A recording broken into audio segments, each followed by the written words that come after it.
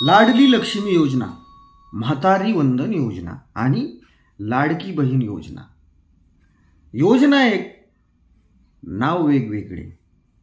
आणि या एका योजनेच्या जीवावरती भारतीय जनता पार्टीने अवघड असणारी मध्य प्रदेश, छत्तीसगड आणि महाराष्ट्राची विधानसभेची निवडणूक जिंकली.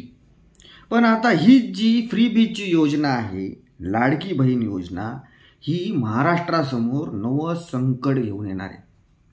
मित्रांनो, त्याचं झालं असं की काही दिवसापूर्वी कॅगचा अहवाल आला होता आणि या अहवालामध्ये महाराष्ट्र सरकारच्या राजकोषामध्ये तब्बल 2 लाख कोटी रुपयांची तूट पडू शकते असं या अहवालामध्ये सांगितलं. आणि याच्यामुळं आपलं महाराष्ट्र राज्य हे आर्थिक संकटामध्ये गेल्या काही दिवसामध्ये, पुढच्या काही दिवसांमध्ये येऊ शकतं. मित्रांनो, या लाडक्या बहीण योजनेमुळं राज्य सरकारवरती प्रचंड आर्थिक ताण आहे. आणि 1500 वरून आता हा हप्ता 21चा झाला आहे का नाही. म्हणजे क्षणिक जरी सुखावणारी ही स्कीम असली, क्षणिक जरी आणि राजकीय पुढाऱ्यांचा जरी फायदा होत असला किंवा पॉलिटिकल पार्ट्यांचा जरी फायदा होत असला, पण अशा फ्री बीजच्या स्कीम असतात, याचे दुरोगामी परिणाम हे अत्यंत भयंकर असतात. आणि हे परिणाम कॅगच्या त्या अहवालामध्ये त्याची भविष्यवाणी करण्यात आलेली आहे.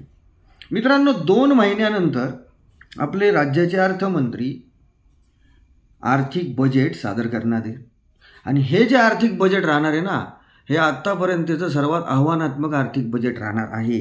कारण ह्या बजेटमध्ये अर्थमंत्र्यांसमोर सर्वात मोठं आव्हान असं की या फ्री बीजच्या योजनेबरोबर, लाडकी बहीण योजना असेल किंवा महाराष्ट्र सरकारच्या बाकीच्या ज्या फ्री बीजच्या योजना आहेत, त्याचबरोबर जे राज्य सरकारचे कर्मचारी आहेत त्यांचा वेतन, भत्ता, पेन्शन, त्याचबरोबर निवडून येणारे जे लोकप्रतिनिधी असतात, आमदार असतील विधानसभेचे किंवा विधान परिषदेचे, त्यांना जो राज्य सरकारकडून निधी दिला जातो तो, आणि ज्या बाकीच्या कल्याणकारी योजना, PWD डिपार्टमेंट असेल किंवा बाकीच्या सर्व खात्याअंतर्गत ज्या योजना चालतात त्याचा निधी, या सर्वाचा समेट बसवून हे बिल सादर करणं, हे सर्वात मोठं आर्थिक बजेट सादर करणं या अर्थमंत्र्यांसमोर सर्वात मोठं आव्हान आहे. मित्रांनो, या योजनेमुळं राज्याच्या आर्थिक व्यवस्थेवरती प्रचंड ताण पडला आहे, ही वस्तुस्थिती. या योजनेमुळं जरी पॉलिटिकल पार्ट्यांचा फायदा जरी झाला असला, पण अशा प्रकारच्या योजना ह्या घातकच असतात. याही पुढे जाऊन मित्रांनो, महाराष्ट्र सरकारमध्ये तब्बल 47% हा जो त्यांचा राजस्व असतो किंवा 47% जे पैसे असतात ते राज्य सरकारच्या कर्मचाऱ्यांच्या वेतन, भत्ता, पेन्शन याच्यावरती खर्च होतात. आता उरलेल्या 53% ही लाडकी बहीण योजना, या बाकीच्या फ्री बीजच्या योजना, या सर्व लोकप्रतिनिधींना जो निधी दिला जातो तो निधी, त्याचबरोबर बाकीच्या कल्याणकारी योजना म्हणजे PWDची योजना असेल किंवा बाकीच्या सर्व योजनांचा समेट बसवून या राज्याचं गाडा हाकणं ही अत्यंत अवघड गोष्ट आहे. ज्यामुळं महाराष्ट्र अशा योजनेमुळं आर्थिक संकटामध्ये जाऊ शकतो अशी भविष्यवाणी कॅगने केलेली आहे. मित्रांनो, ही आर्थिक संकट रोखण्यासाठी आपल्या राज्य सरकारसमोर 4 पर्याय आहेत. यामधला सगळ्यात महत्त्वाचा पर्याय म्हणजे अशा प्रकारच्या फ्रीच्या ज्या योजना आहेत त्याच्यावरती कात्री चालवणं. म्हणजे अशा प्रकारची जी रेवडी पॉलिटिक्स आपण ज्याला म्हणतो, की गेल्या काही दिवसापासून आपल्या देशामध्ये मोठ्या प्रमाणात त्याचं प्रमाण वाढलं आहे. आणि याची सुरुवात श्री 108 अरविंद केजरीवाल महाराजांनी दिल्लीमध्ये केली. आणि ही अरविंद केजरीवालनी जी सुरुवात केली तीची कीड अख्ख्या देशाला लागलेली आहे फ्री बीजच्या योजना असो.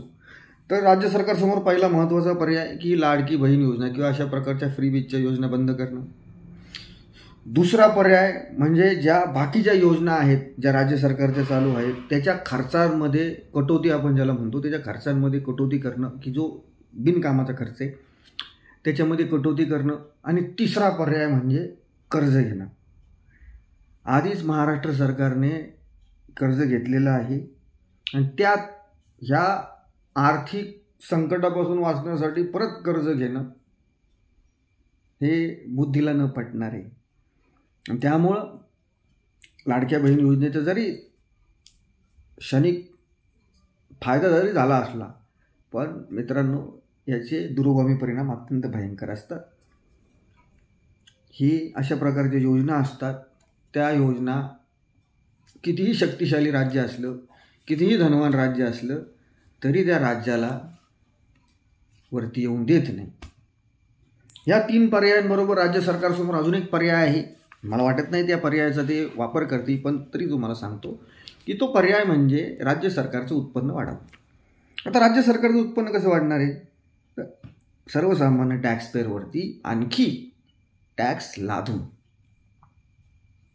त्यामुळं यामध्ये मगाशी मी सांगितल्याप्रमाणे ह्या ज्या योजना आहेत, ह्या योजना आता तरी छान छान वाटत असलं, पण अशाच जर योजना पुढच्या 10 वर्ष सुरू राहिल्या तर हे आपल्या सबंध देशाच्या अर्थव्यवस्थेसाठी घातक आहे. कारण दिल्लीमधून सुरू झालेलं हे रेवडी पॉलिटिक्स, फ्रीबीजचं पॉलिटिक्स, त्यानंतर झारखंड, छत्तीसगड, मध्य प्रदेश, आता आपल्याकडे महाराष्ट्र आणि इथून पुढे ज्या विधानसभेच्या निवडणुका राज्यामध्ये होतील तिकडंसुद्धा अशाच पद्धतीनं पॉलिटिक्स होणार आहे. आणि हे त्या राज्यांच्या अर्थव्यवस्थेसाठी आणि आपल्या देशाच्या अर्थव्यवस्थेसाठी घातक आहे.